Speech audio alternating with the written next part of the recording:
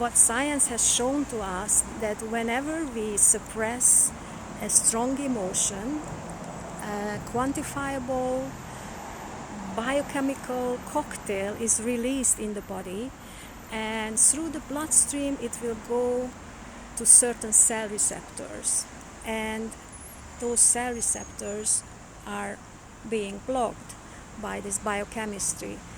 And what they found is that when there was, for example, a cancer in the body, there were always those blocked cell receptors around the cancer.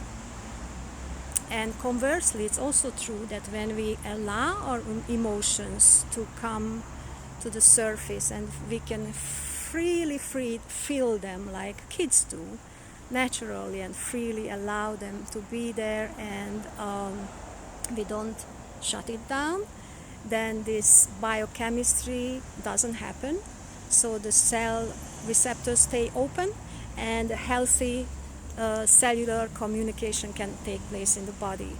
So it really was learning how to avoid suppressing it, or better to say how to healthily embrace our uncomfortable emotions.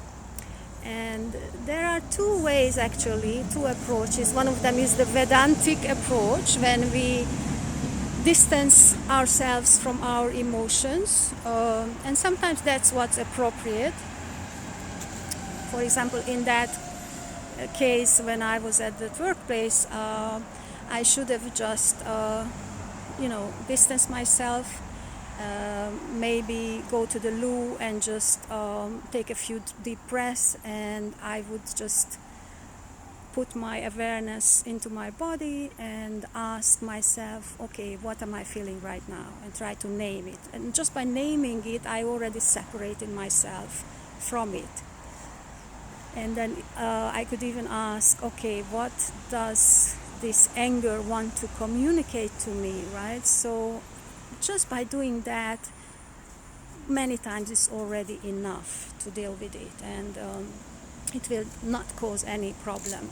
And the other approach is the tantric approach, when we do the opposite. We allow that experience, that anger, that fear, to come close to us, so close, in fact, that we merge with the emotion, we become one with it.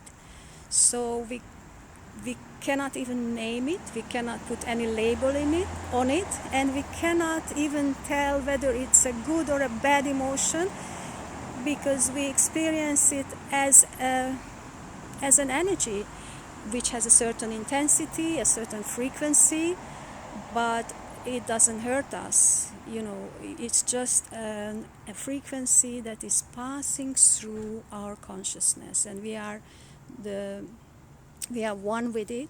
We don't separate ourselves from the experience. So both are good strategies.